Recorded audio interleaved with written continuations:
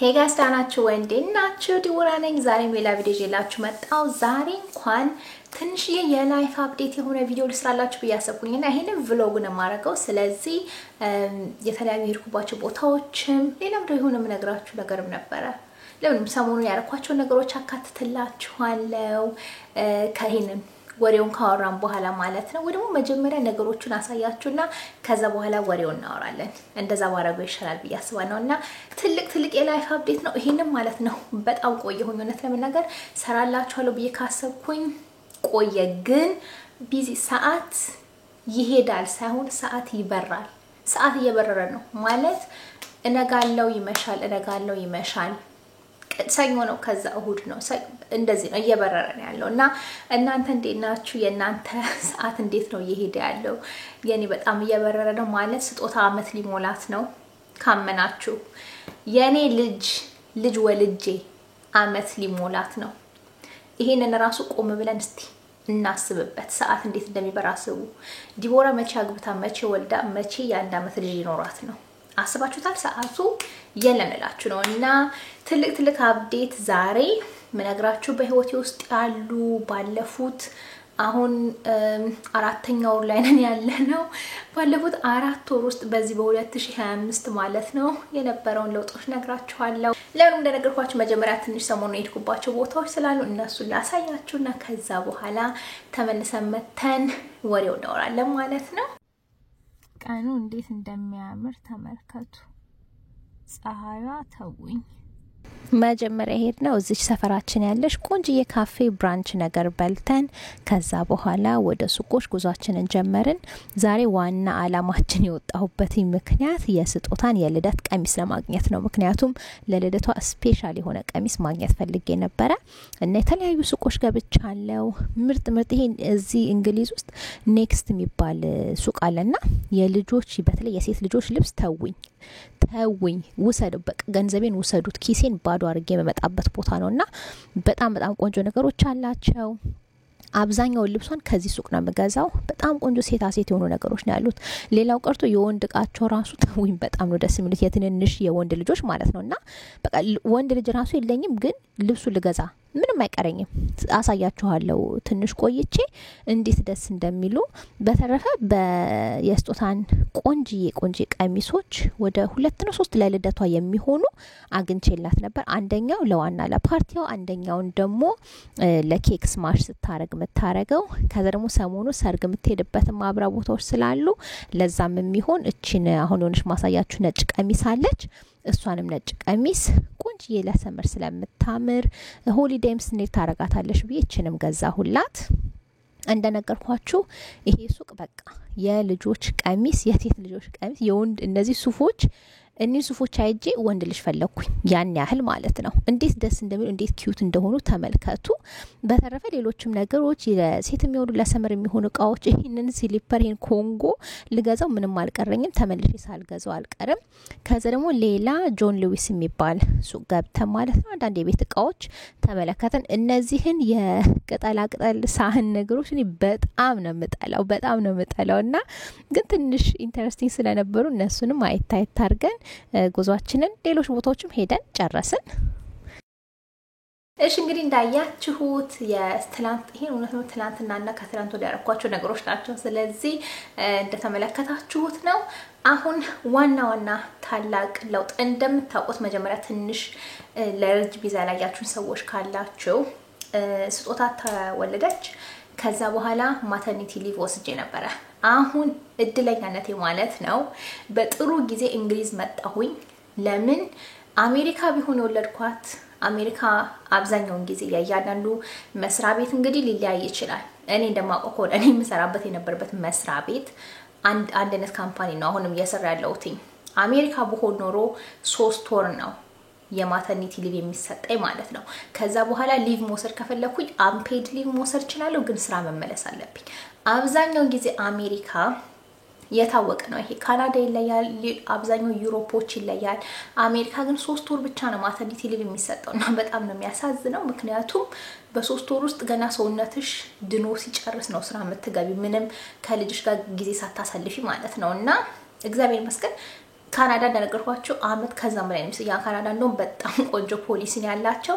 ሌሎች ዩሮፖች አሁን እንግሊዝ አይደል ያለሁት እንግሊዝ ደግሞ 1 አመት ማተርኒቲ ሊቭ ይሰጣል። ከዛ በኋላ ኤክስቴንድ ማድረግ ከፈለጋችሁ ማለት ነው ያው ሳይከፈላችሁ ምንም ነገር ሳይከፈላችሁ 1 አመት ተጨማሪ እንደ መስሪያ ቤት ይወስኗል። ግን ልትጠይቁ ትችላላችሁና ደግሞ ሳይኖራችሁ ስራ አላችሁ ግን ኦፍ ናችሁ እንደዛም አማራጭ አለ። ሌሎች ዩሮፕ ሀገሮች እንደነገርኳችሁ አንድ የሆነች የድሮ መስሪያ ቤቴ አንድ ሴትዮ ነበርሽ የምትሰራ እንደ ዳይሬክተር ነገር እሷ ስዊዘርላንድ ነበር የምትኖረውና የነሱ በጣም ጀነረስ የሆነ 1 አመት ንጹህ ነው እና ኤኒዌይ ማተርኒቲ ሊቭ ላይ ነበርኩኝ እንደምታውቁት እና እኔ ሙሉ 1 አመቱን ኦፍ አልወሰድኩም።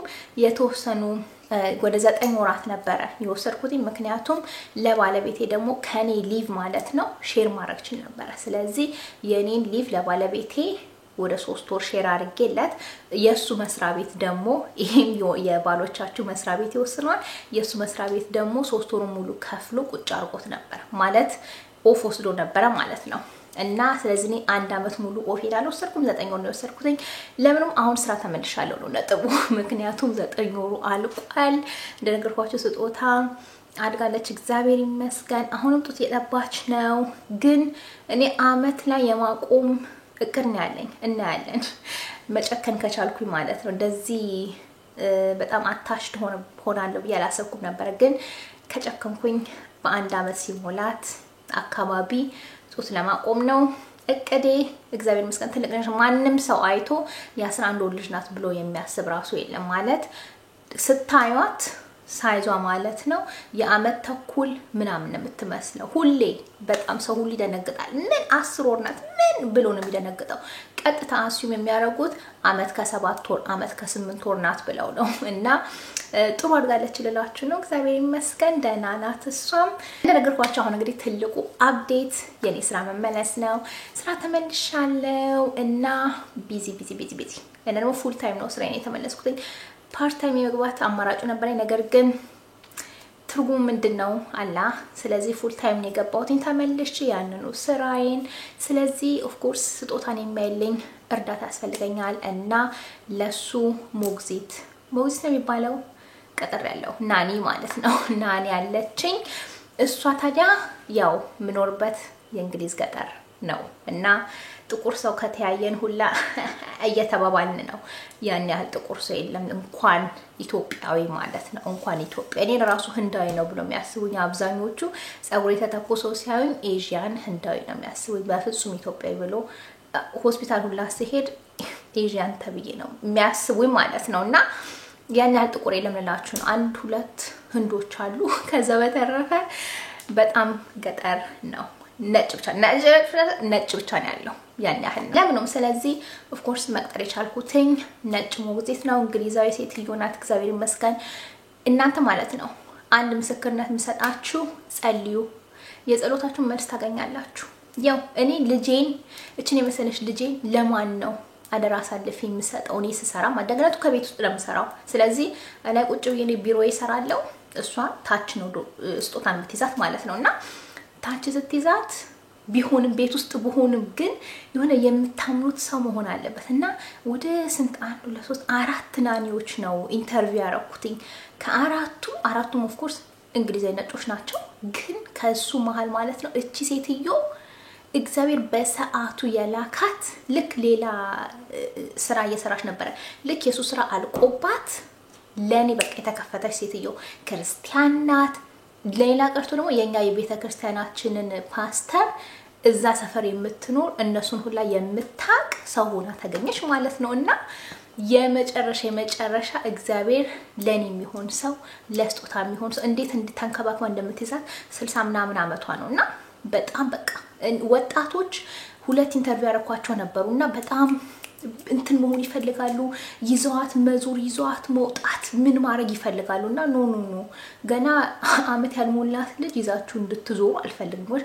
የት ይዞ እንደሚሄዱ በምን አቃለሁ። ኦፍ ኮርስ ሁሉም የፖሊስ ቼክ ምን አለ። ግን ቢሆንም ማመን እስካምንሽ ድረስ ያን ነገሮች ማድረግ እንድታረጊ አትፈልጊም ስለዚህ እነሱ በጣም ወጣቶቹ ማለት ነው ምን ያህልስ ይይዛታል የሚለው ሐሳብ ነበርኝና እቺ ሴትዮ እንደነገርኳችሁ እግዚአብሔር አዘጋጀልኝ በጣም ወዳት ስጦታን እንደ አያቷ እንዲየተንከባከበች ነው የምትይዛትና እሱ በጣም ደስተኛ ነኝ ፈረንጅ መሆኗ እውነት ለመናገር እንደው ጥሩ ነው እኔ ያልኩትኝ ለምሳላችሁ አሁን ምሳ ስጦታ 12 ሰዓት ነው ስጪ ብላት ምሳ 12 ሰዓት ነው የምትበላው ከዛ በኋላ ደግሞ ወኪዛት ትሄዳለች ያው በነገርኳት ሰዓት ነው የምትንቀሳቀሰው ከዛች ስኬጁል ንቅንቃተለም እሱ ደግሞ አሪፍ ነው ምክንያቱም ነገሮች ስጦታ ቆንጆ ሩቲን ኦሬዲ ስለለመደች ሩቲን ስላላት እቺም ሴትዮ የኔ ምነግራትን ነገርና ሩቲኗን መከተሉ በጣም ጥሩ ነው አንዴ ነገርኳት ምሳ 12 ሰዓት ላታለው ካሜራ አለኝ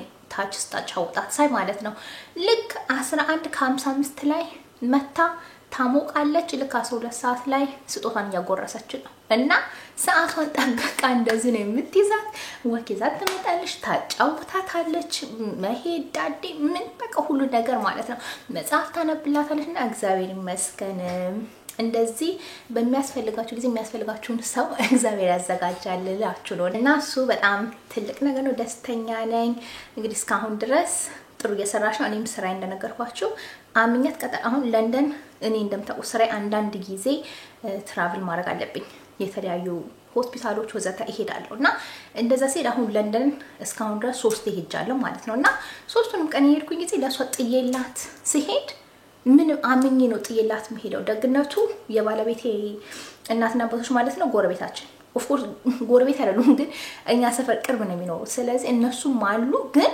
ለሷ ጥዬላት ሲሄድም ምንም ሰግቼ ምን ብዬ አላቅም ምክንያቱም እንዴት እንደምትይዛት ስለማቅ ማለት ነው እና ደግሞ መጀመሪያ ላይ ስጦታ እንደመረቻት ነበር ኦፍ ኮርስ ምክንያቱም እኔ በሙሉ ይዣት የነበርኩትኝ ስለዚህ መጀመሪያው ሳምንት ላይ እስክትለምድ ድረስ ትንሽ ጊዜ ፈጅቶ ነበር አላ ወዲያውኑ አልተዋደዱም አላ ታለቅስ ነበር የመጀመሪያ ሳምንት ላይ ለምን እናቷን ፈልጋ ማለት ነው እኔ ፈልጋ ዘደ እኔ ደግሞ እንድትናፍቀኝስ እኔም ደግሞ ናፍቃኝ ወይኔ ማልቀስ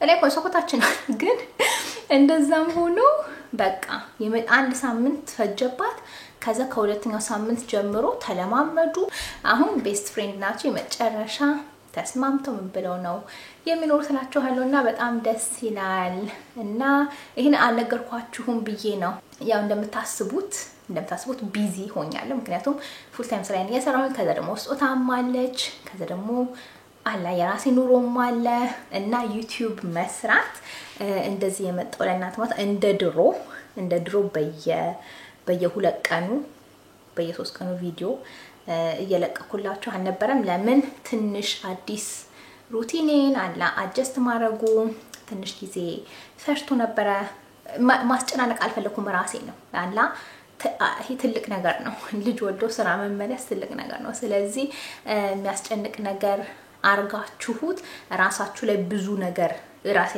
መጨማመር አልፈለኩም ስለዚህ ዩቲዩቤን ትንሽ ለቀቅ አድርጌው ነበር ለላችሁ ነው ነገር ግን በተሻለ መጠን ተመልሼ እንደዚህ ብዙ ቪዲዮዎች ሰራላችኋለሁ እናንተ ደህና ናችሁ ወይ ለምንም የላይፍ አፕዴቴ ይሄ ነው እናንተ የት ሀገር ነው የምትኖሩት እንደዚህ ልጅ ወለዳችሁ ከሆናችሁና ማተርኒቲ ሊቭ አግኝታችሁ ከሆነ ምን ያህል ጊዜ ያገኛችሁ የሚለውን ንገሩኝ ምክንያቱም የእናንተንም ምንድነው የኑሮ ልምድ ማለት ነው ወይ ደግሞ ያለፋችሁበትን ማወቅና መስማት ደስ ይላል እናንተ ደህና ናችሁ የሚለውን ንገሩኝ አስተያየታችሁን ታች ኮሜንት ላይ ንገሩኝና ብቻ ስራ መመለስ ደስ ይላል እኔ ስራ መስራት ኦፍ ኮርስ ሙሉ ታይም እናት መሆን ብወድም ብፈልግም ግን ደግሞ እንንጃ ይሄ ራሱን የቻለ ሌላ ቶፒክ ነው አላ እኔ ሁሉ ጊዜም ላይ ነበረው እናት ሆኜ